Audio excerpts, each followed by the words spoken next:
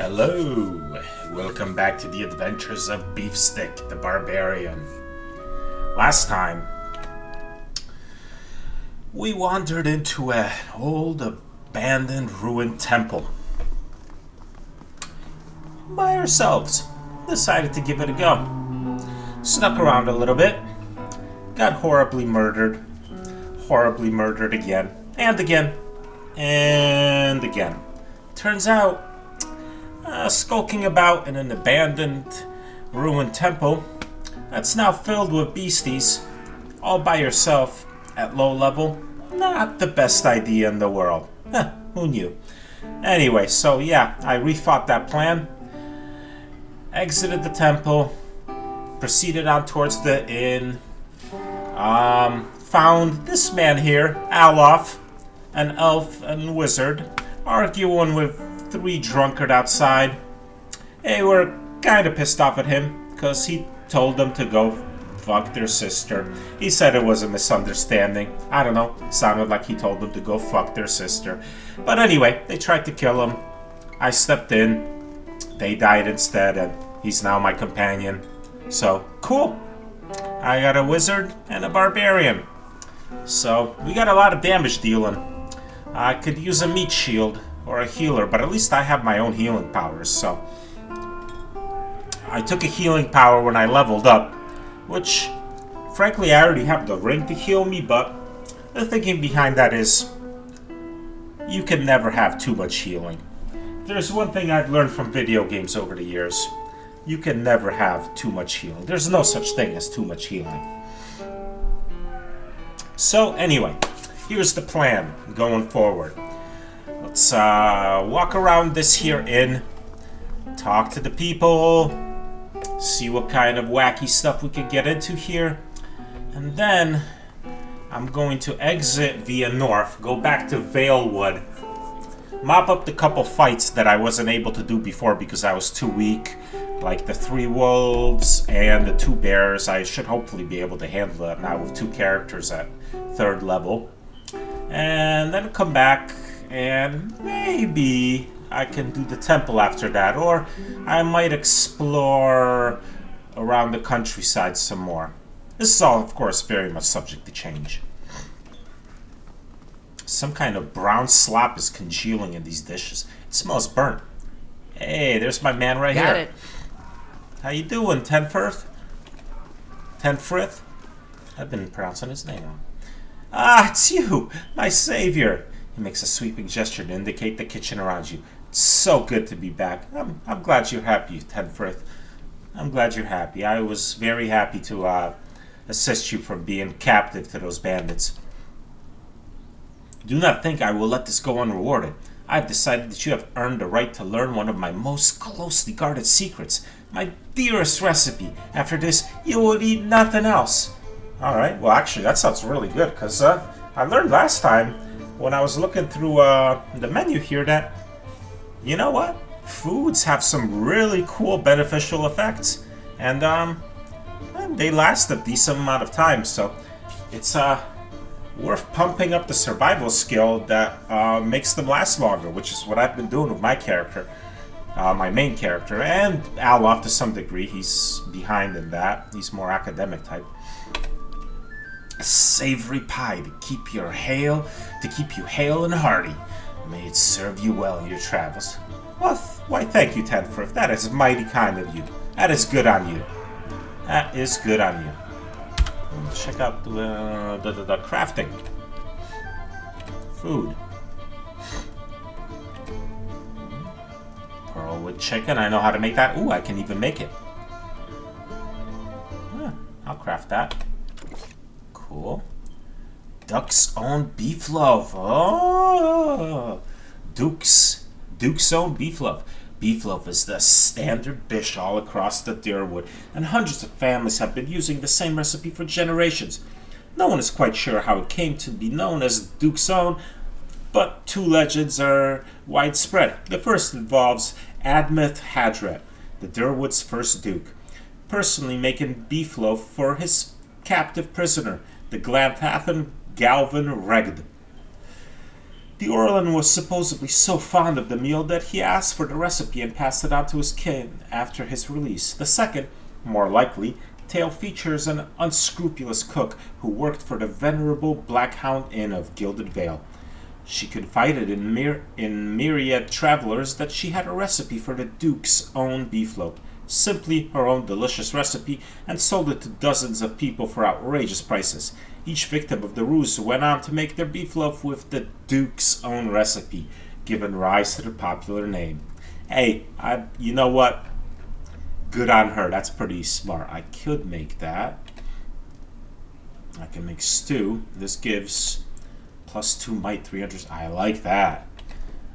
+1 dexterity, +1 perception, 150 seconds for stew. Simple but effective, this stew contains a pleasing blend of meat, vegetables, and rice. Let's get some beef loaf here. Let's get some beef loaf up in this place. So he gave me the savory pie recipe. I don't have everything. Well, I had the meat. I don't have the grain anymore. Okay, cool. That beef loaf, though. That beef loaf, +2 to might. 300. I like that it's 300 seconds, not 150. And I think with my high survival, that'll be even longer. Sweet. Casserole. Ralatai cookies. Dragon egg dish. The grandest of omelets. Those that feast on dragon eggs often find that there is very little they would not dare to do. +3 resolve, though. +3 resolve. +30 max endurance. Nice. Dragon meat dish. While tough, gamey, and notoriously hard to cook, dragon meat makes for a rich, fatty meal that is set to transfer the beast's strength and power to those that consume it. Damn. +45 endurance, +3 might, +3 resolve. Damn. Of course, you need dragon meat, which, you know, good luck with that. The Casita Casserole, or Captain's Casserole, originated in seaside taverns within the Darewood, where chefs attempted to cater to valiant trade interests by adapting foreign recipes. The results ultimately proved far more popular with the locals than visitors from the republics, and fish casseroles remain a common dish in many Darewood cities. I already know about that. Farmer's spread. Oh, breakfast food. Nice. What kind of egg do I need? Just regular egg? Okay. Milk and oil. So it's regular fried eggs with a little... Oh, so it's an omelet. Darewood farmers, especially in Tenfers, make heavy use of this egg-based spread for their workday meals. The Tenfers, renowned for their unflappable nature and rustic stoicisms, are often the butt of jokes involving their humble food. The more good-natured jokes feature Tenfers accidentally putting the whole eggshells in the spread and eating it all without complaint. Mean-spirited jokers involve the Tenfers in passionately eating stones, chicken feathers, nails, and other appalling substances that somehow got mixed in the spread. And you know what? If you get a little bit of shell in there and you don't know who got hurt, no problem. There's probably some nutrients in that shell. I think I've already read the description for all of these. All right, cool. Can I make any potions? Potion of Wizard's Double. Creates a duplicate of the caster to distract enemies, granting the caster high deflection bonus against a single attack. Except it's not so much casting. Well, you drink a potion, so I think even my barbarian could use it. I can craft it too. But let's see what else there is. Can't do any of these. I'm not going to read the descriptions of all of these because that's just... There's so many. Oh. I'll read the ones that I can do. Creates a cone of fire in front of the caster, causing burn damage to anyone in the area. I can do this. We'll make 2 scrolls. This potion, make 2 potions. That is useful. It gives defense. Let's craft it. Alright. Alright, we got some crafting done. Should probably do I split these? Is it shift? No. Is it control? Alt? Options. Controls. No speed, pause, camera up, reset, toggle, select next character. Party manager, stronghold, area map, edit spells, options, formations. Don't see anything here about splitting item stacks. Huh. Alright, well maybe if I just move it, it'll ask me how many I want to move. No. Well, that's a bummer. Alright, well he can... Actually, he doesn't have that spell. Alright. Let's adjust some things. I don't want him going melee, because he doesn't have a lot of health or endurance. Plus, he's got that ability that lets him... gives him a bonus when attacking from afar. So it just makes sense for him to be staying in the back, even though he doesn't have a great dexterity. Although that doesn't really do for ranged attacks in this game. So, here's what I'm going to do. Too bad I sold off all those bows and stuff, but I'll give this crossbow to him.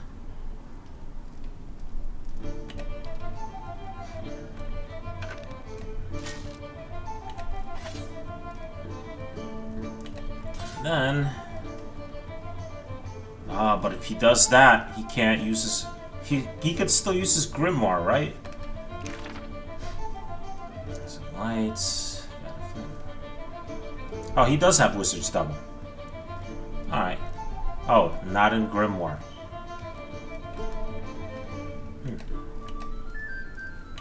Alright, this is what he's got memorized. 1 missiles, 1 dazzling lights, snaps. So he's got 1 of each memorized.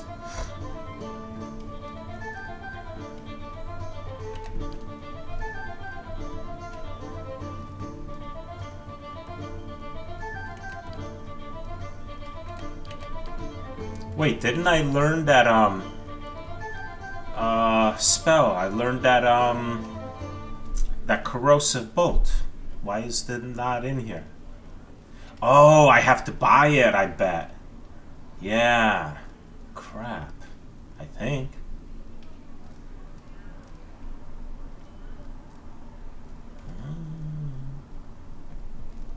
Alright, well. Oh. So you can only do 2 spells? I can't add more?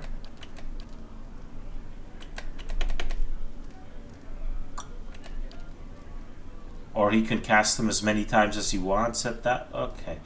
I gotta get used to this spell system in this game. We'll find out in combat. We'll do this by trial and error. The old tried and true way. Spoons hang by the fire, coated in brownish gunk. I would be stealing. I'm not gonna do that. Not gonna steal from my buddy. 10 frith. Sure. Not to be confused with 10 furthers. Villager, villager, villager. Brethren, Swainer. I remember Swainer. Gaffwin. Oh, those are the folks that were those are the folks that were knocking at the door of the mill. Let's talk to Swainer. How do you do? Don't know who you are and don't much care. Keep walking. We're not here to chat with foreigners. Alof narrows his eyes. Careful. Looks like they're cut from the same cloth as those rowdies who attacked me. He wrinkles his nose. Smells like it too. Trumbull says you've been threatening his family. I saw you outside of the mill. What's that about? Yeah, let's not accuse them of anything yet. I'm going to try to be diplomatic about this. I told Trumbull I was going to cooperate with him, but I'm not accusing anyone. Let's hear their side of the story.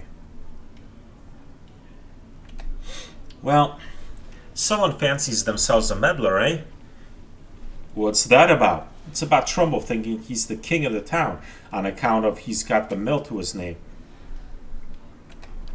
The dwarf's jowls quiver with rage. It's about him barely giving us anything for the wheat we bring him, and then cutting our purses what we need to buy again. It's about farmers going hungry while some bastard gets rich off their crops. That's what it's fucking about. Now shove off.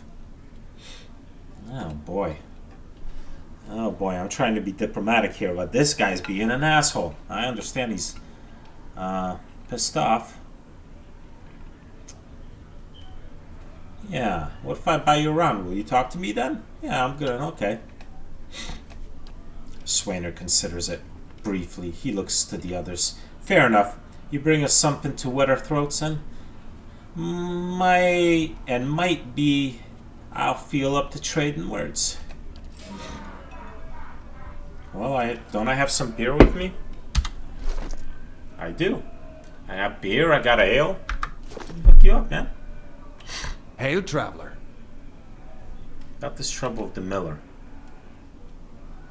Hair off, rabbit. I haven't anything.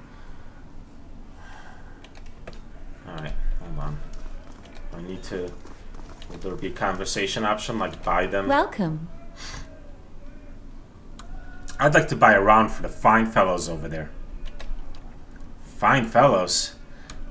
You're having me on. Any more fighting and I'll have to ban Swainer from the inn entirely. And Keeper of Crowns. Until then, it's 6 copper pieces for the lot. Yeah, I'll pay. I could try to sweet talk her out of it, but you know what? 6 copper. Right then. Here, 3 drinks for the fools. Just take care of them. They're a hot-tempered bunch. Yeah, I noticed that. Hello. You again. What do you want now? I brought drinks. Hey, so you have. By the flame, I never thought I'd be so happy for a mug of the Black Hound's shit beer. Gods, that's good. Alright then, you got my attention. What is it that you've got to say that's worth a round of drinks?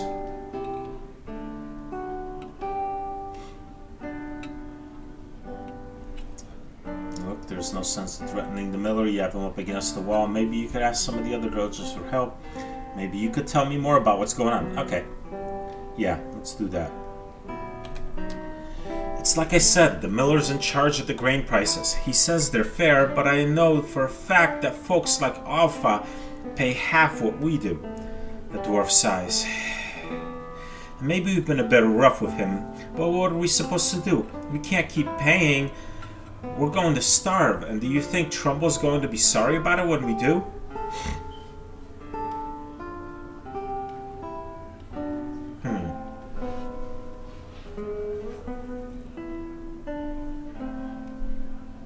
Look, there's no sense in threatening the miller. You have him up against the wall. Maybe you could ask some of the other villagers for help.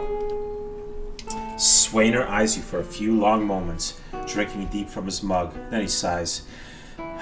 You're right. Things go on like they are. We're just going to end up hanging from that tree out there. He looks to his comrades. Tell Trumbull we'll leave him be. Sweet. I am the great negotiator. Never thought an Almoa barbarian be a negotiator, did you? Did ya? Yeah. That's right. Looks can be surprising. Giant Pandoran-looking guys. We got some negotiating skills going on right here. Don't know what we'll do now if the crop's failing. Haven't got another trade to speak of. Think Pasca needs a hand around the inn? Alright. Good times. Alright, so oh, a drunkard. And who are you then? Another fool come to answer Redrick's invitation? Our great lord had my sister run out of town after the boy was born. She was the only family I had left. Not sure where she is now. Blazes, I need another drink. Villager. Ah, more souls to reach into. These are cool. You see a woman emptying her satchel onto her bed, taking stock of her inventory. Potions, bandages, tinctures, and herbs are scattered throughout her room haphazardly. She bites her lip, head tilted to the side, considering. She begins to repack, one item after the other, careful deliberation undercut by shaking hands. Each item has a clearly marked place, but no matter how she repacks it, she isn't satisfied.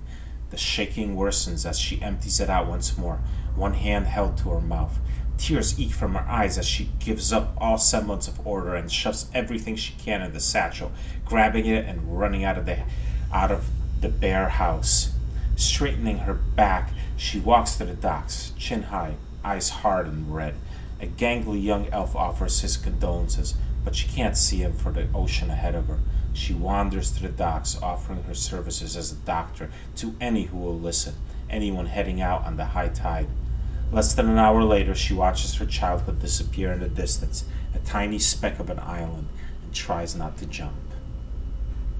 Cool. I don't think these descriptions have anything to do with the story, but they're just kind of cool. You see a group of young men standing around a makeshift practice target. The man stands in the middle of them, explaining the construction and use of a bow. He holds it up, pointing out each part as he speaks about it and what it does. He then walks away from the target, telling them to remain where they are, and takes his place about 200 feet away. He carefully lines up his shot, explaining what he is doing as he does, and lets the arrow fly. It hits the target dead center, much to the surprise and delight of the boys near it. He smiles, walking towards the boys, talking about proper stance and how to most effectively hold a bow. A noise comes from the tree line near the practice venue, and he stops, scanning the woods, blue eyes squinting against the sun. A shadow moves, making its way through the forest behind them. He draws an arrow and lines up the shot, carefully tracking the motion of the hidden creature. Loosing the arrow, he wastes no time and quickly grabs another. The boys spin, watching the arrow fly into the forest, immediately lost among the trees. There is a sudden, explosive moment in the undergrowth as a deer erupts from the tree line, running across the edge of the clearing. The boys laugh, turning to joke with the man about his lousy shot. They stop talking, seeing him holding the bow and leading the deer with a knocked arrow. They drop to the ground as he looses his last arrow, which flies true and strikes the deer right behind its shoulder, piercing heart and lungs and dropping it dead almost immediately. The boys stare at the deer for a few seconds and then slowly turn to look at the man, newfound respect in their eyes. He smiles again and breathes a quiet sigh of relief. Oh, what's on the table? Ah, cool, another potion of wizard's double. Give it to him. Let's give you one of these. I should give him the healing potions I have, because I have healing skills.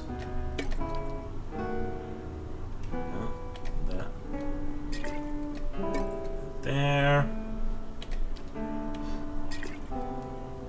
And there. I have that ring that can heal me and that skill I can use to heal, so I don't need more healing stuff. Cool. Alright. Let's see what's upstairs.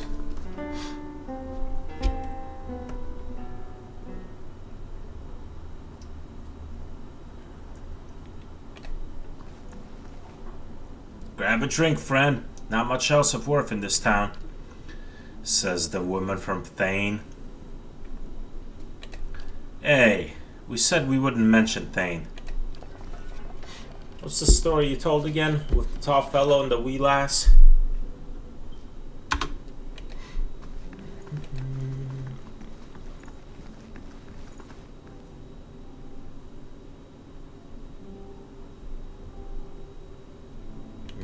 I'm not gonna ransack people's rooms right now. Ah, more stuff to read. Wow, 3 of them. You see a man soar through the air, hitting a nearby wall with a nauseating crunch. He doesn't get up. His attacker, a burly, clean-cut warrior with a carnivorous grin, turns and shoves his fist into the stomach of another assailant, removing another from the impromptu brawl. The bar is a whirlwind of elbows, knees, fists, and feet, with no end in sight, and He is in his element. In the corner, 3 smaller men quietly throw malicious glances at the larger man in the center. He breaks a chair over a tattooed head, cackling. The trio positions themselves in 3 parts of the room, and with a terse nod they charge. Unfortunately for them, the man sees them coming. Something in his eyes burns brightly, and all 3 slump to the ground in agony.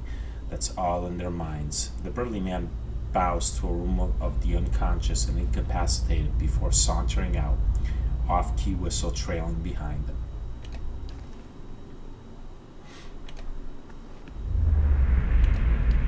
You see an emaciated boy in chains, black holes for eyes, staring sightlessly at a wall. A man in a dark coat walks in, a scroll and an oddly shaped quill in his hand. The boy glances at him expressionless, a corpse waiting for animation. The man clucks at him, disapproval clear in his tone. The boy stands, limbs hanging. The man takes the quill and begins to write on the boy's chest, copying sharp, angular symbols from the scroll. The child doesn't flinch as the quill digs into his skin, drawing blood as it goes. The wizard finishes with a flourish and barks some arcane command, setting the symbol to glow dully. The boy cries out, knees hitting the stone hard, his chest burning black and red. Finally, the glow disappears, leaving only hard black scars etched into his skin. He slumps sideways, twitching, eyes facing the back of his skull. The wizard grunts, kicking him on the legs on the way out. The boy lies on the floor until dawn, eyes still black like holes, the twitches glowing into convulsive shakes. Damn. What kind of ritual was that? You see a long, empty road cutting through 2 large crop fields. The air is silent, and the land seems too still for early afternoon. This woman walks slowly on the road, leading a horse, curiously looking around. She seems to sense something wrong, but is unable to discern what it is. She stops, sniffing at the air, her nose high. Her brow crinkles, and she casts about, looking for something. The air is clear, no clouds. She sniffs again, still looking around, confusion clouding her face, mouthing a single word. Fire? She looks out across the fields, her confusion turning to fear. She holds her hand up to block the sun from the eyes and scans the field again. Not finding what she's looking for, she jumps onto her horse's back, the fear quickly becoming panic. She kicks, sending the horse shooting down the path, which bends around the trees to where the farmhouse should be. She pulls up short, horror now in residence of her fear, as she stares at the burned and charred mess that used to be her family's home. Tears well in her eyes as she kicks again, racing to the rubble.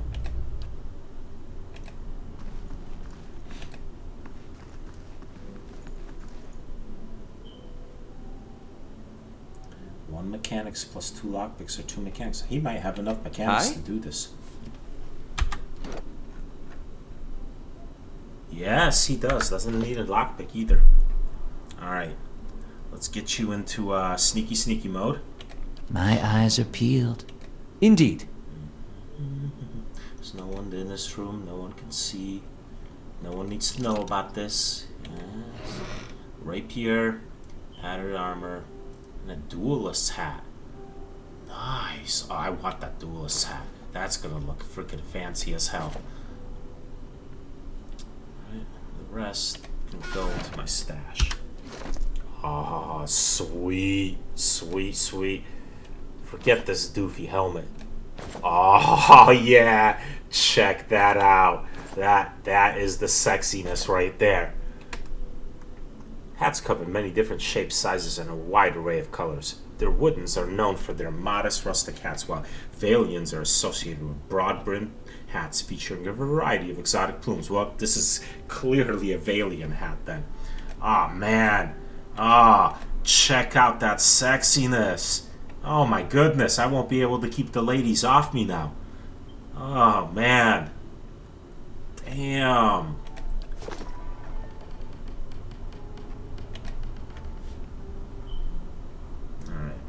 You out of stealth so you don't look suspicious. Anything else here? That's not stealing, so cool. Take the lockpicks, give it to him. He has the mechanic skills, and let's read this book. No other land, the Durwood, Part 1, Early Colonial History. No other land has such a wild and bloody recent history. From colony to Palatinate to Free Republic, Durwood has undergone a trial by fire to emerge as a powerful force of the Eastern Reach. Durwood's history actually begins in Eder in 2602 AI. Eder explorers returned from a journey across the ocean with tales of treasures they'd found. They discovered countless ruins scattered throughout the forests, as well as plains to the north of the trees that would be perfect for growing Vorlas. There was a problem, however. Their locals were hostile and there was potential for conflict. The Fyrkonig of Eder, Fyrkonig, cool, it tells you how to pronounce it, first king, knew that this was too good an opportunity to pass up and sent more explorers to scout and map the area. Exploration continued over the next 20 years. Small groups of explorers traveled back and forth between Eder and this new world, with a handful of colonists setting up small camps to establish a base for explorers to work out of. Conflicts with the locals, who the Adurans learned are called the Glanfathans, were rare, but frequent enough for the Fyrkonig to send a small squadron of guards to help protect the citizens. These guards established a central base on a river in the western section of the woods. This settlement would eventually become the city of Dirford, upon which the modern-day village of the same name is presently built. Once the base was established, the first permanent Aduran settlements began north and west of the Baal River. Over the next 3 years, thousands of Adurans made the trek from Eder to this new land. The Glanfathans, who seemed to revere the ruins scattered throughout the forest, caused a few problems with some of the settlements, especially those found near the ruins themselves. These were easily taken care of by the colonists with the help of the Imperial Guard. The Adurans, in order to further their foothold in the area, reduced the cost of production, and in an attempt to keep the Glanfathan population under control, started making slaves out of any Glanfathans captured during the uprising. This resulted in a great increase in tension between the two groups. Yeah, I could see why. With the population of the area growing, an official government structure was established by the Fyrkonig. He appointed several earls to preside over the land and assigned them thanes to help run their territories. And they called the new Grefram the Durwood. Therefore, it remained the center of the Imperial Guard, but the settlement in Pearlwood Gulf, New Dunrid, was the true seat of power for the area. Sitting at the edge of the ocean, forest, fertile farmland, and a river that runs from coast to the White March. Settlers flocked to the area, hoping to establish names for themselves. Eder began to spread across the new land. Cool. Let's take that.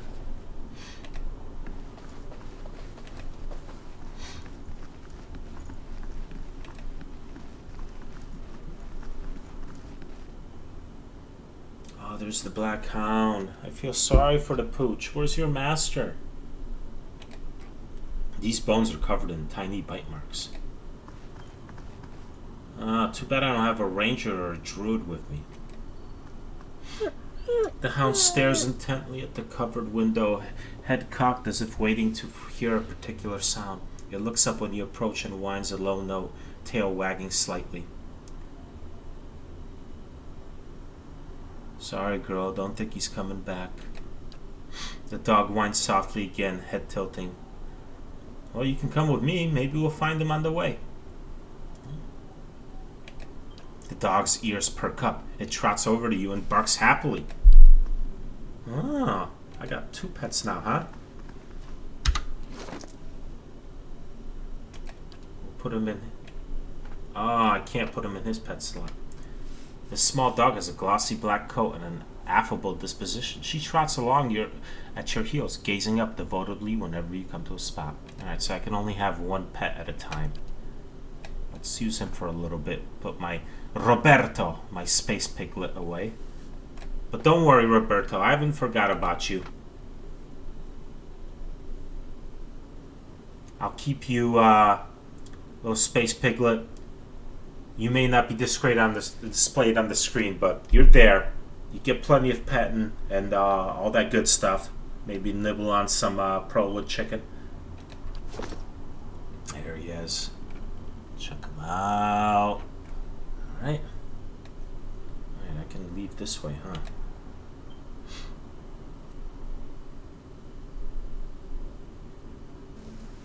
Ah, there's a balcony. Villagers here.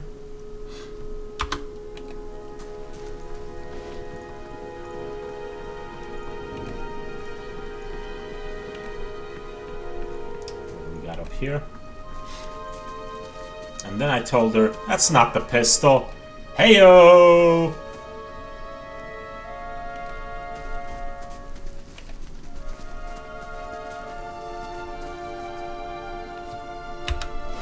Alright, this would be Alfra's house. Oh! That's the one that they said was getting better prices from the miller.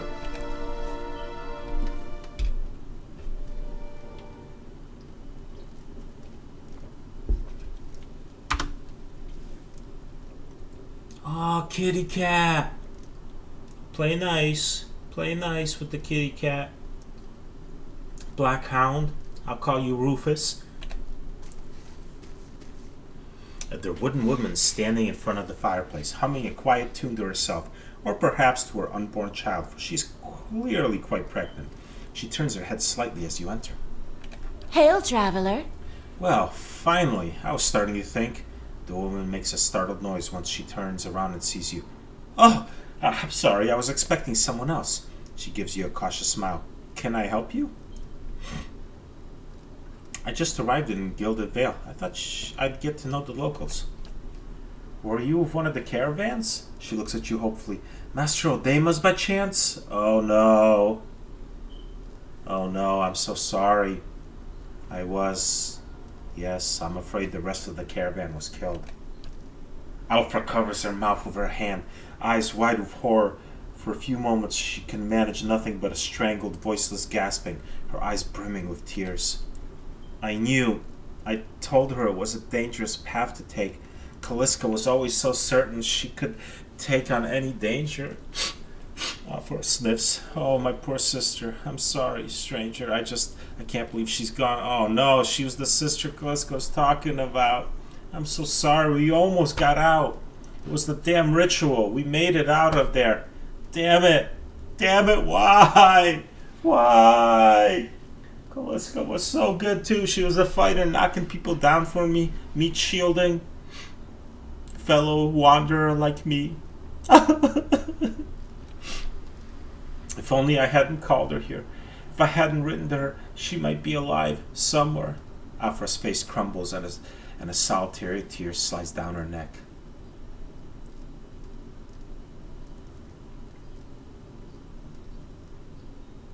Kaliska mentioned that she thought you needed help. Perhaps I can provide some assistance.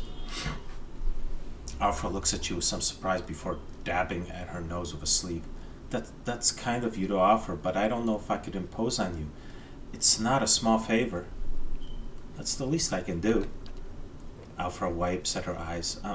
I'm worried about the baby, about the legacy. I told Kaliska as much as I could, but all I know is that for a long time now, every child born in Gilded Vale has been soulless, empty. It's happened to so many mothers, and Lord Raedric, he's exiled all of them, calling it a sign of the gods' disfavor. She sniffs. With the Hathor gone, I don't know how I'd manage if I lost my home, too.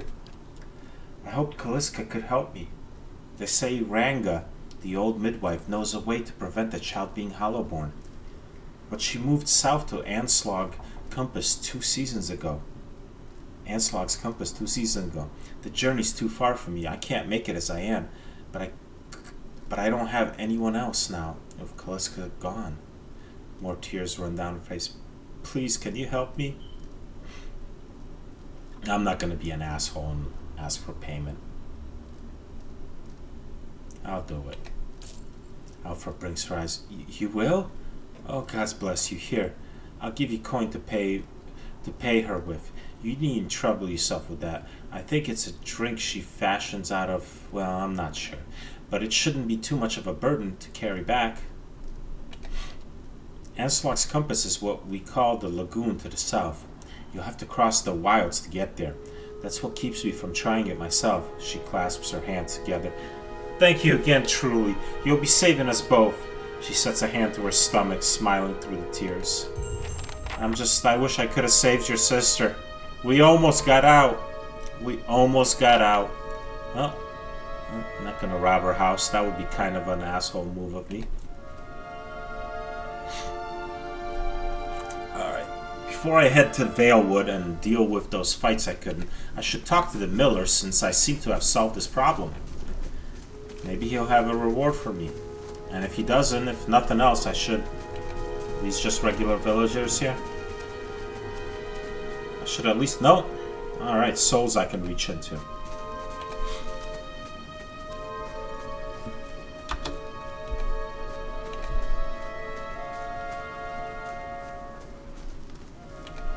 Phlox the Usurper. You see a lone man standing in a field. He looks around, surveying the crops. Occasionally, he bends to examine a leaf up close. He is intent on what he is doing, completely absorbed in his work.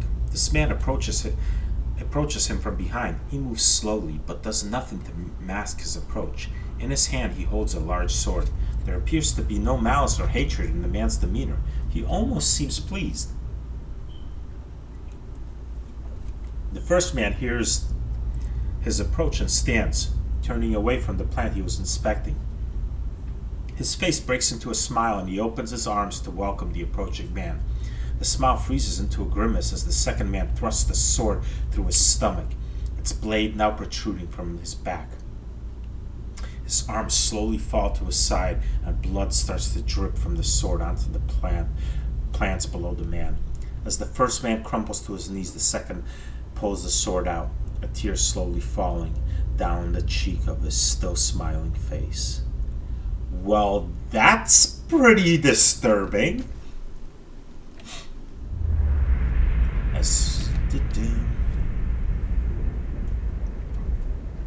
You see a small group of people gathered around the ruins of a house.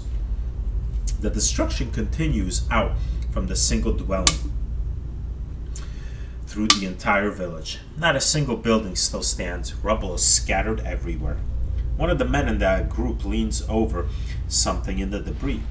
It is this man, younger, barely more than a boy. The man reaches out and shakes the boy by the shoulder. The boy makes no sound and doesn't respond to the man's disturbance. The man looks up at the other members of the group and shrugs, standing to rejoin his friends. The boy suddenly sits up, eyes wide.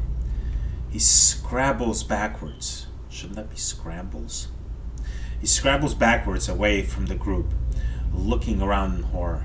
The group moves towards him in unison, eliciting a yelp from the boy who tries to move farther away. A woman in the group puts out her hand, stopping the rest. She turns to them reproachfully, motions for them to stay, then looks at the boy on the ground, who is trying to push himself through the remains of a wall. He seems unaware that he has even stopped. The woman slowly moves towards the boy, hands out, speaking in a low, calming tone. For a time, the boy doesn't even hear. He just closes his eyes and braces himself against the wall, expecting violence. Eventually, the woman's words work through the fear, and he hears her. He opens his tear-filled eyes and stares at her. She holds out a hand to him. He looks at it, seemingly confused by the offer, then hesitantly reaches out. She takes his hand in hers and leans down to help him stand. Well, that was a lot less disturbing than Mr. Phlox the Usurper, because holy smokes, man. That was some grisly shit.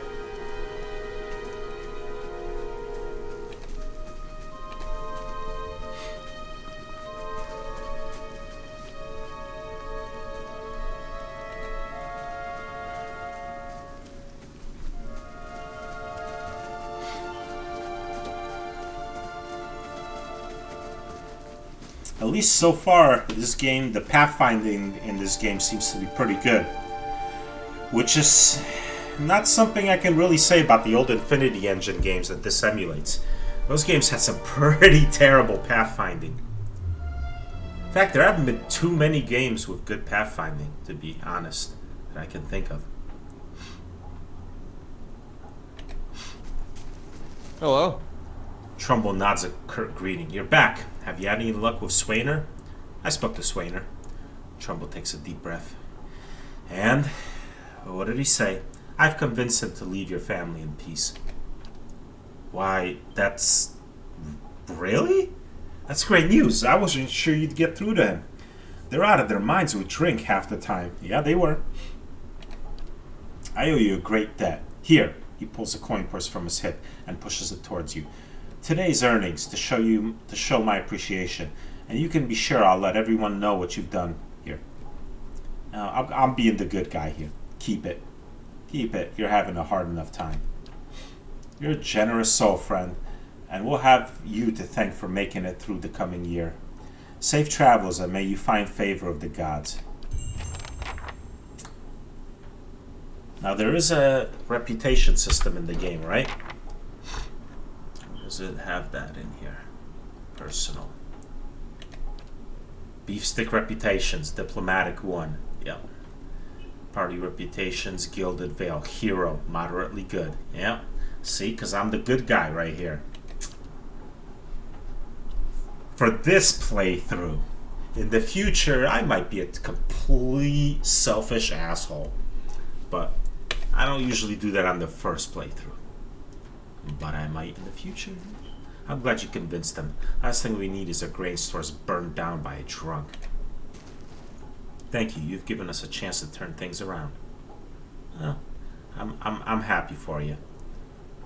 I do what I can. I'm a problem solver.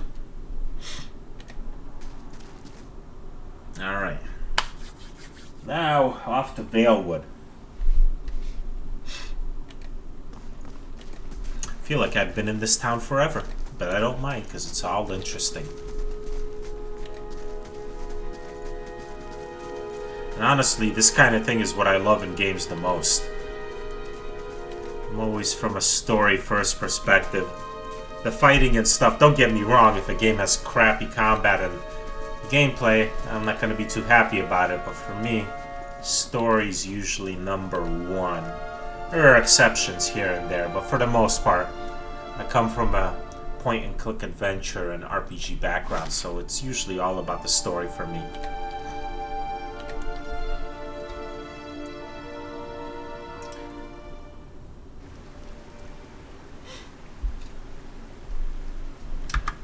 Save. Go into sneaky mode. But let's take care of these wolves. I could approach from this side, but I'm going to go from here.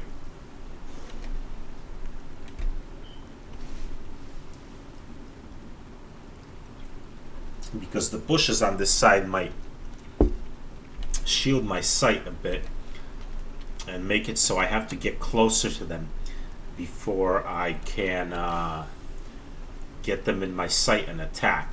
And the idea is to attack them from as far as possible with Aloth, with the crossbow, and have them come charging at me while this dude frenzies up, steps in front, and then starts swinging away, and then he starts casting spells. That's the plan anyway. We'll see how it goes. There's a wolf. Alright, Aloth. How may I help? Do your thing. These ones are in. Alright. Huh? Well, my man right here is gonna frenzy up. For a wallop. Bing. Now, How may I help? let's do some casting.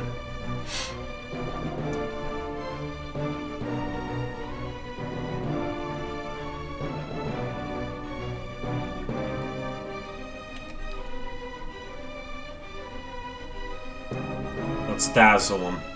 We'll get this guy.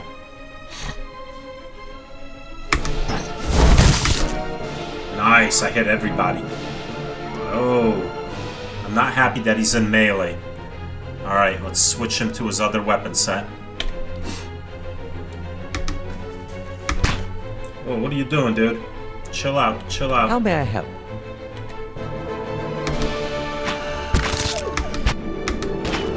I didn't get that spell off. They got on me too quick, but it's all good. Because Beefstick is doing damage.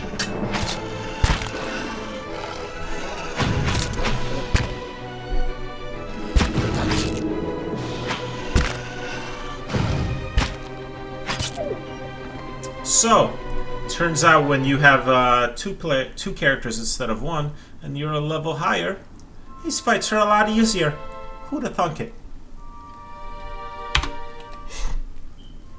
Minimal health damage to Beefstick, none to Aleph. Very nice. Beefstick can afford the health damage.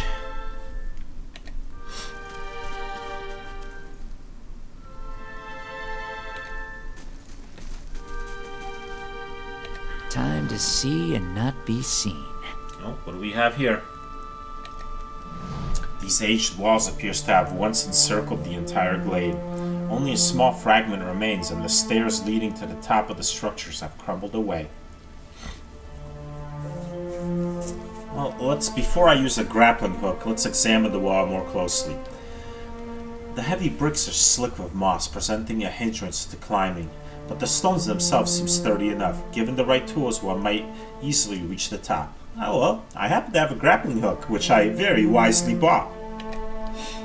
You give the grappling hook a few swings for momentum and let fly, and the hook lodges itself behind a pile of stones at the upper edge of the wall. A few tugs on the rope suggest that it'll stay put. Let's do it.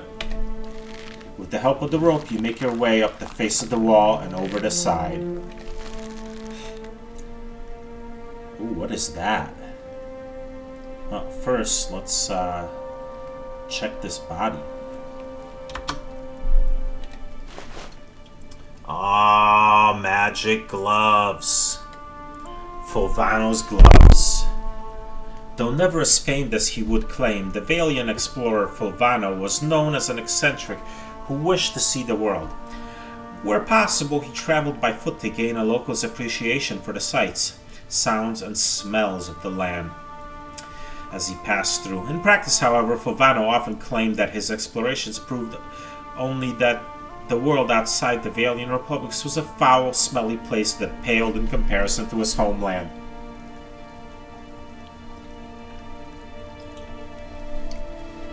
These gloves are said to have belonged to Fulvano, who often found himself in need of some protection as he climbed harsh terrain or maneuvered through forests. While thick enough to provide some warmth, they are meant first and foremost to be flexible enough to not hinder delicate tasks. +5 reflex. Alright. For now, I'll give them to Alof, but I'm going to check my characters and see who could use those more. Leather armor into their stash. Camping supplies. Scrawled letter. I do not think you will ever see this, but you are right, Fulvano. We should have journeyed south together and been safer for it. I would tolerate all the gloating in the world if I might live to hear it. I have put myself out of reach of the beasts circling below, but I am done for all the same. I do not think I will rise again. Whoever finds this, pray for me. Perhaps in the next life I shall be a trapper of wolves. Trapped up here, starved to death. Sad way to go.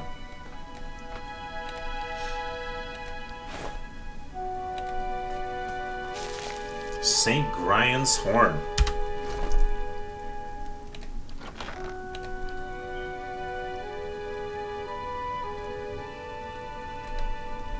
A favorite of hummingbirds, these large trumpet-shaped flowers are often found in gardens or used for decoration. Alright, so let's see. His reflex is 41, Alop's is 40, so they're pretty much equal. Alright, well, I'm gonna put the gloves on my main character then, in that case. Since they're pretty much both equal, so bam. That didn't increase my defense there. Why not?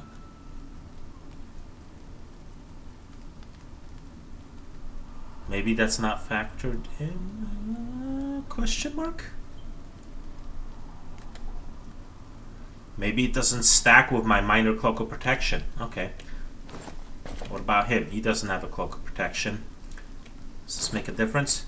Yeah, they don't stack. Okay, well then obviously Aleph gets the gloves because they do nothing for my main man Beefstick with his so freaking stylish hat. I mean, seriously. That hat, though. That hat. I'm telling you, that hat, though. Blood moss. I've gotten blood moss before, haven't I? Yeah, I have. Alright. Climb back down, right?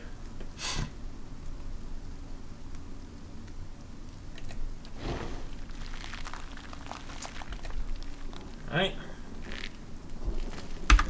Save the game before I go visit the bears. The bears. And off we go. Probably don't need to go sneaky. You should see this.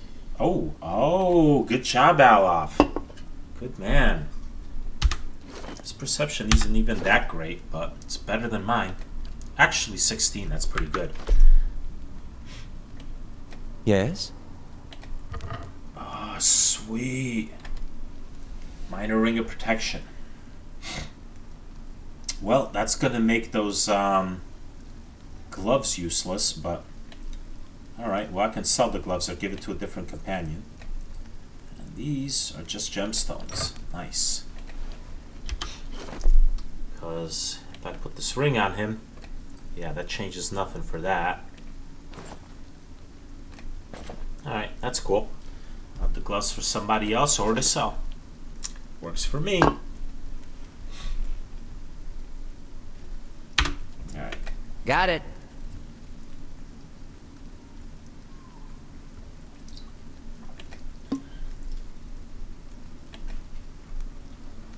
Sneaky style.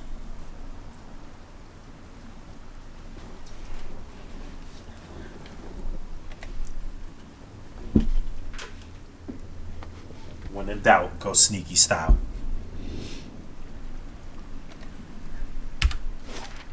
See, the cave is up there. What if I leave this way? Does this lead to another different area? I'll find that out after I deal with the bears. Hopefully this will be a lot less tragic than last time.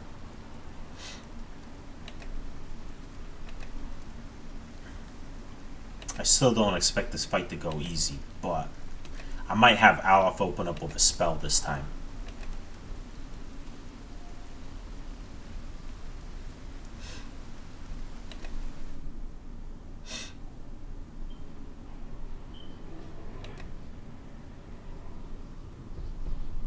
How may I help? No problem. Yes? Of course. Oops. And we'll have Beefstick move here. No problem. How may I help? I Aleph shall. move here. No, still not Eh? close enough to Got see. it. There we go. Yes? I shall. He should be in the way so the bear doesn't get to him. So, let's see.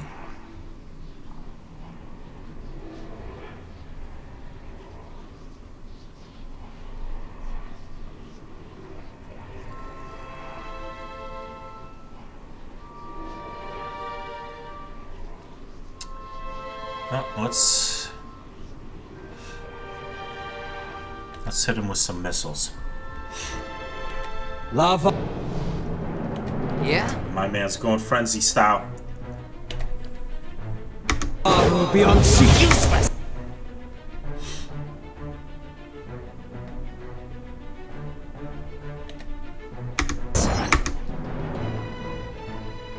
Yes?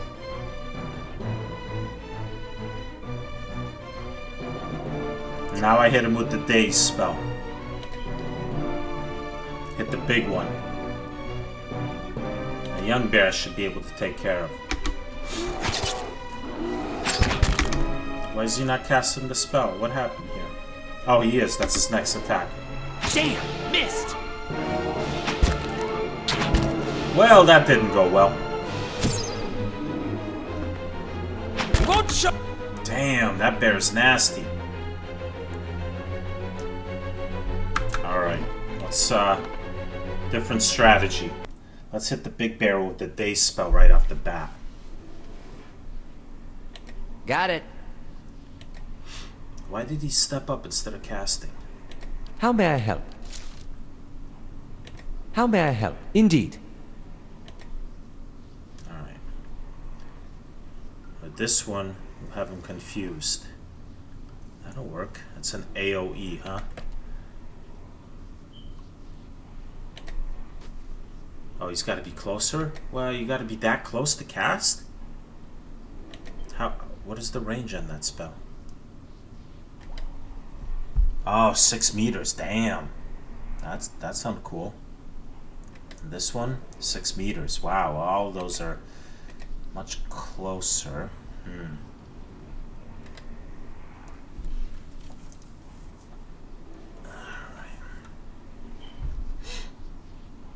What happened to that spell I learned? Edit Grimoire. Oh, maybe that's how I do it. No, that's... I still don't have the spell that I learned for level 2.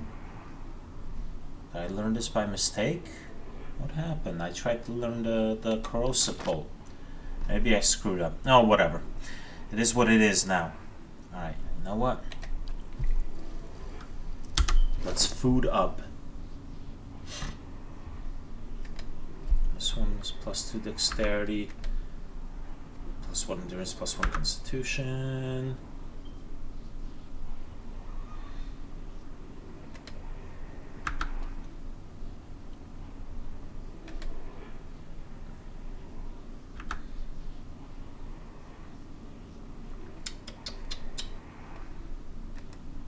That's just for fatigue. A chicken, that's what I'm talking about. I wish I could split that. There's got to be a way to do it.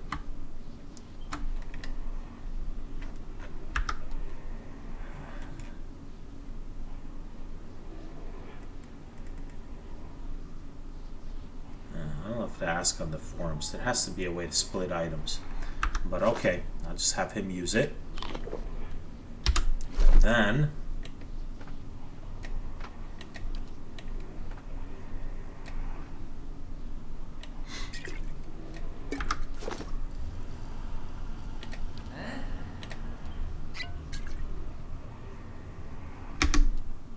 Aye? And let's see.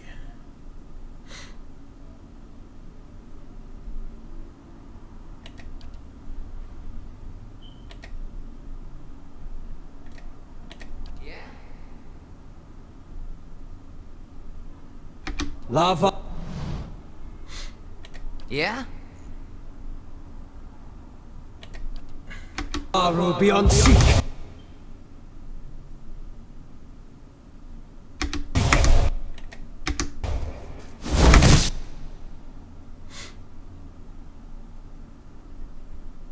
How may I help? Now I can cast this dazing spell.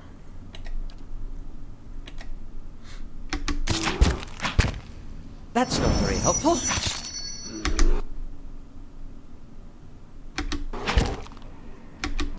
What are you doing? Are you casting? Alright, the young bear is dead. Oh man, he's hurt. Alright, gotta use this ability.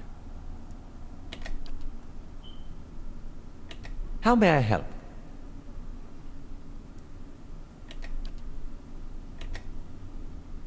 Athek were Sunroth. Is he dazed? Dazed. 6.6 seconds. Very nice. Yeah, that's what I'm talking about now. That's what I'm talking about. No Aye? time to let up. Let loose with some more missiles. Lava will be on seek. Huh?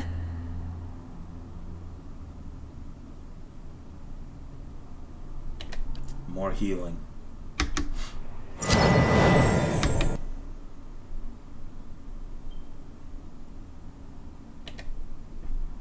Yes?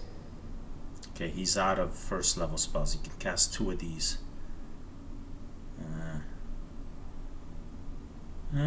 I'm just gonna have him attack with the crossbow.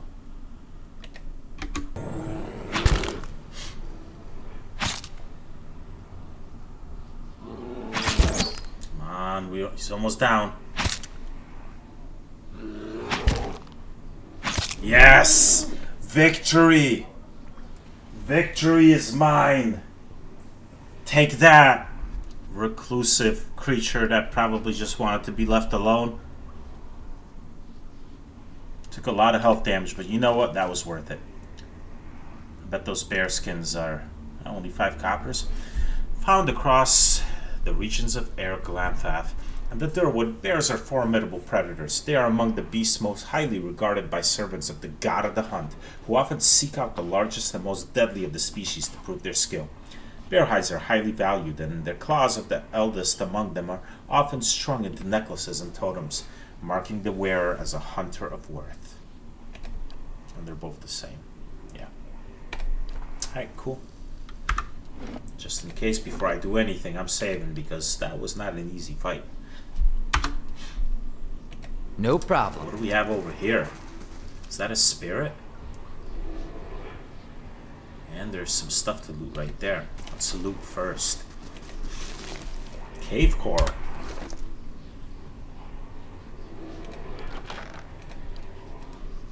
This peculiar red fungus is typically found in damp caves. Its hollow, cage-like formations resemble sea coral, from which it takes its name.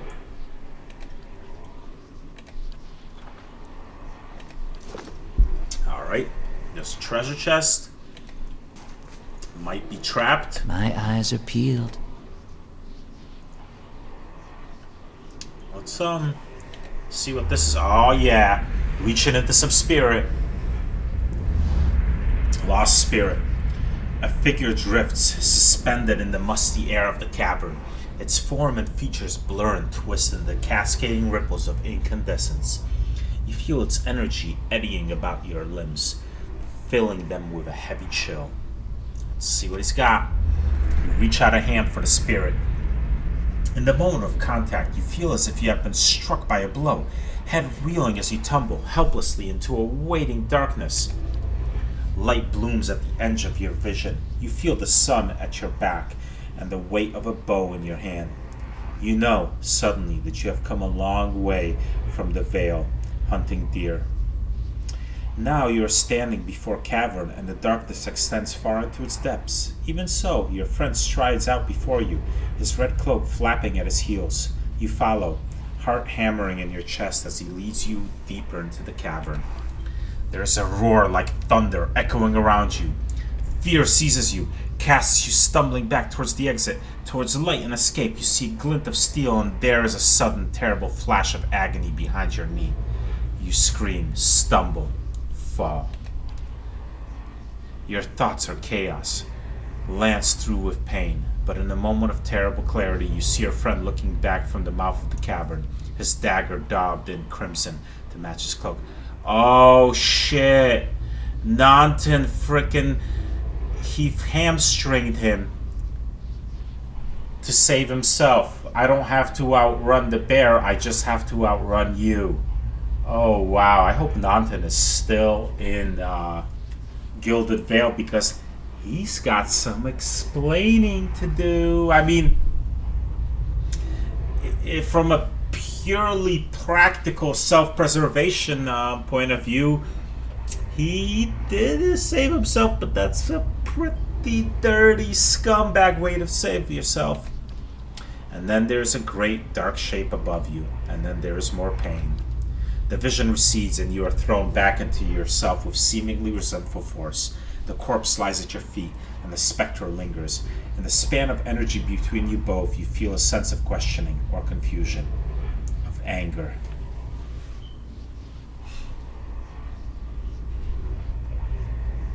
I met him on the road, your friend.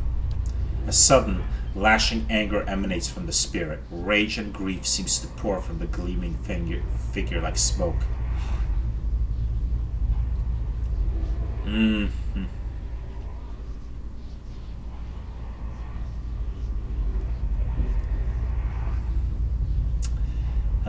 Do I take vengeance for him, or do I tell him?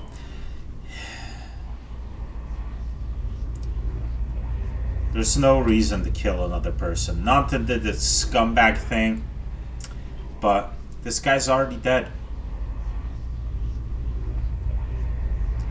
And another person dying. He did a scumbag thing. It was self-preservation. It's not like he didn't straight murder him. I mean, he led to his death, but I'm torn. I'm torn which way to go. I'm not going to kill Nanton. The spirit roils with thwarted anger and grief. Sorrow seems to seep into the very air of the cavern. The spirit dims and fades until you are alone once more. Aleph looks at you through narrowed eyes. Are you alright? You seemed lost just now. This happens a lot. You'll get used to it. He folds his arms. That's good to know. But I don't suppose you could tell me what that was about. I'm not really sure. It's just recently started happening. He raises an eyebrow. Indeed? At the risk of sounding patronizing, you should probably have that exam. Yeah, I'm trying. He scratches his cheek. It's a shame that Lord Redrick hanged half of Gilded Vale. The Valiant dwarf might have known something about your condition. Oh yeah, I'm supposed to look for her at the tree. Let's continue on. Vengeance from the grave.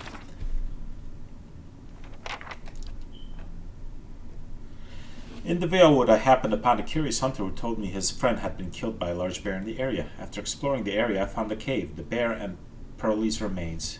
I experienced the vision of Pearlie's last moments, which revealed a far more sordid truth. His friend, Nanton, hamstrung him as he attempted to escape the bear. What reason Nanton had for this are unclear. Perhaps I will find more answers by confronting the man. Nanton lives in the nearby town of Gilded Vale. Yeah, I will tell him about it. Not going to kill him. But I just want him to know. I know. Can't. There's no remains? Okay. Well, Alof. Aye? I shall. Hopefully this is not trapped. Nope. It's another poleaxe. Alright.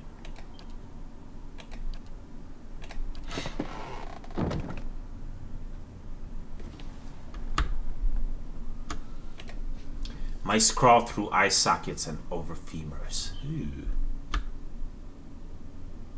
Oh, there's something here.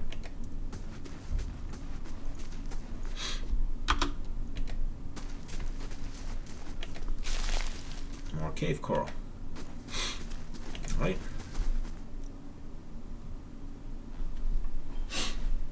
That delicious chicken really paid off. That delicious pearlwood chicken. It does the body good. Keeps you alive while a bear tries to murder you.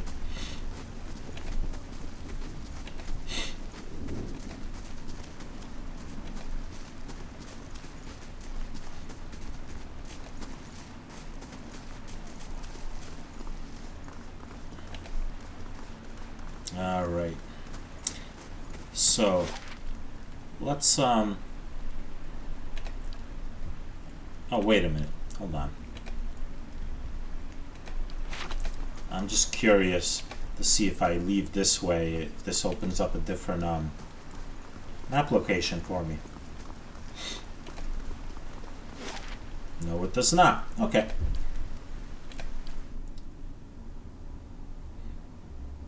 I'll probably need to rest again soon.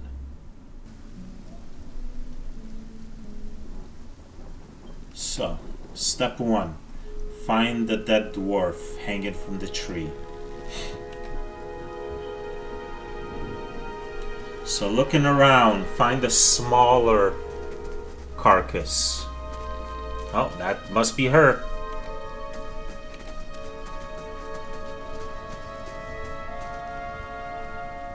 Can I talk to Editor again.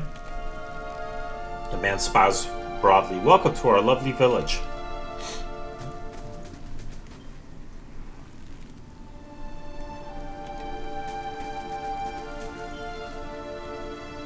So, like, I can't really interact with this.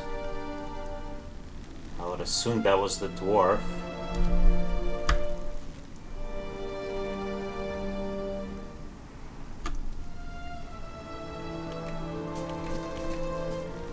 Kadra de Baranzi. The squat, distended body of an elderly dwarf woman dangles from a thin, crooked bough that sags at the tug of her noose. The bloated purple flesh of her neck, worn away in patches like moth-eaten linen, bulges over the rope that suspends her, and her lifeless head lolls forward rigidly from one side to the other when the breeze shifts. You perceive a faint glow around her that casts no light on its surroundings, but there is a tepid warmth to it, and you feel somehow that you could reach out and touch it, not with your hands, but with some aspect of yourself that has no worldly dimension.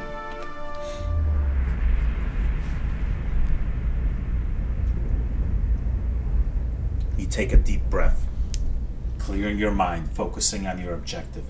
As you exhale, you feel yourself spreading out towards the hanging woman, perceiving all that lies between you and her with new, unfamiliar awareness. Once you have expanded enough to reach her, there is a sudden jolt to your mind, a ringing electric surge of images and words and sounds. Involuntarily, you shut your eyes and feel yourself being pulled down to some deeper consciousness in a space occupied only by you and the hanging woman. And when you open them again, she is staring at you with eyes clouded in milky fog, her body still swaying in the wind. You no longer feel from a tree that stands planted in a misty void. The woman gives a slow nod of her head, the rope creaking as she does so, and she smiles at you. Have you come here for me, dear? Or have you gotten lost? Ah, it is both, I think. Yes? Her eyes squint as she peers down at you. I need to understand something that's happened to me. She nods, a look of pity on her face, as though consoling a child. The world looks a little different than it used to, is that it? Feels like you're noticing things for the first time that have always been there. You have seen past the shroud. It only takes an instant. Your soul remembers, yes? Remembers how it sees when it leaves the body, like being reminded of a dream you had forgotten. You are a watcher now, and a watcher you will stay. What is a watcher? What indeed? Long hours have many animancers spent studying such things. Not I, though. Not I. I'll tell you what I know, though, since fair is fair, and here we are visiting, you and I, and it reminds me of better times. Souls pass on, some say through Audra stones, which are the blood veins of the world. They leave the world for a time and are reborn into it, sometimes more than they were before, but usually less and seldom the same. For all souls there is a time where they do not live, yet have not passed on, and those souls roam the world, same as you or I, either living or lost. But no one sees them because they have forgotten how. A watcher sees, though, knows what to look for. And sometimes they know a person just by looking at them, know where they've been in ages past when their bodies were other bodies. See memories even their owner can't recall. A wonder to behold when all goes well. A wonder! What did you mean, when all goes well? Oh, nothing to be afraid of, I'm sure. It's just much to take in for some. Sometimes there's trouble sleeping or other difficulties. You mean like, going insane and stuff? She smiles at you reassuringly, fanning out a tuft of long whiskers that spouts from one of her cheeks. You should see old Meerwald. He could tell you much more than I. A watcher just like you. Helped many in his day. Took up in an old keep no one would claim. Not far, not far. Kadnua, beyond the Black Meadow. He will welcome the company. An inspired gleam crosses her murky eyes. I think I survived the bivouac. Do you know why that would be? Did you now, dear? My, that would be something, wouldn't it? Could be luck, could certainly be. A storm can be a careless thing. Caldera praises you with a scholarly interest for a moment before reassuming her cheerful demeanor. She's pretty cheerful for a dead person. Or maybe it got its hands around your soul but couldn't pick it up. A soul can be heavy if it stayed in one piece through its time. Strong souls, we call them in the trade. Cold, I mean. Called them. Those days are all behind me, no? She smiles sadly at a thought. You said souls break apart over time. Oh, yes. Entropy. Rimagan's work. We know little of why or how. We lose pieces of ourselves when we die and pick up pieces of others when we are born again. But less than what we lost. We tried to stop it with the animantic sciences, but with little success. No. A very small few resist Rimergan's influence and stay together through some force of defiance, at least for a time. But they all succumb eventually, I think. She clicks her tongue. Me? I'll bore you to tears, though. She shakes her head in protest. Who are you? And here I thought you'd come to visit me in particular. Caldara de Baranzi, of the Valian Royal Academy of Animantic Sciences. Not the greatest of their number, but I came here all the same because this was where help was needed. She breathes a mild sigh, sending a small beetle skittering from inside her cheek. Her arms turn outwardly stiff in what might be a curtsy. What happened to you? She laughs, a rasping choke cackle escaping between rows of rows of buttery yellow teeth, causing her body to bob up and down with each spasm. Seeing her blank expression, she catches herself. Oh, come now. Such a question. As though the answer were plain as a rope tied for strangling. Allow an old dwarf her last bit of cheer. I'll give Caldera this. For someone who was brutally murdered and hanged from a tree, she's damn cheerful. Well, I came where I was needed, didn't I? Offered my services to Lord Radric for a pittance. A humble pittance. I was to examine the Lord's wife, see why the gods have seen fit to poison her womb. Studied her for months, looked high and low for impurities, tested her valence, the permeability of her essence. Do you know what I found? Tell me. Nothing at all. A healthy woman, head to toe, blessed with a beautiful soul. Such a sweet woman, too. Meek, but warm-hearted. A few months' time, and the lord of the house demanded answers. For a time, I told him what he wanted to hear. Oh, yes, my lord. She is riddled with imbalances. I must have time to cure her. As the birth drew near, he grew impatient, as lords do. And this is where I've ended up. Maybe the Lord is the problem. A student of the soul. Something so basic, yet so poorly understood. But so many breakthroughs have been made in my lifetime. Had been made. Had been. To hear the locals tell it, we're a gang of soul manglers that preys upon the weak-minded. And the worst of us are. But the best of us? The best? Inspirations. Miracle workers. My parents were soul twins. Miserable before they met, empty inside. It was an animancer who helped one find the other, turned their lives around. You wouldn't believe the stories. Amnesiacs helped to remember their lives. The suicidal brought back from the brink of oblivion. The elderly afforded extra moments to say their goodbyes. How soon we forget when we're afraid.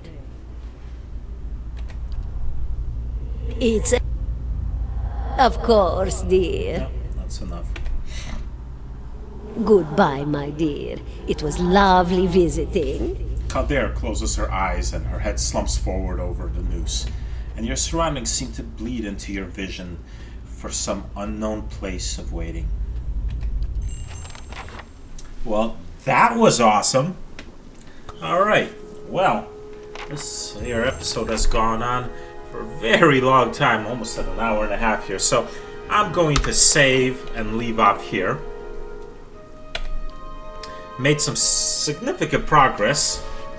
Next time up, I think it's time to pay Nanton a visit. I have no intention of killing him, but I just want to let him know that I know what he did. I know. Alright, well, we will pay him a visit next time.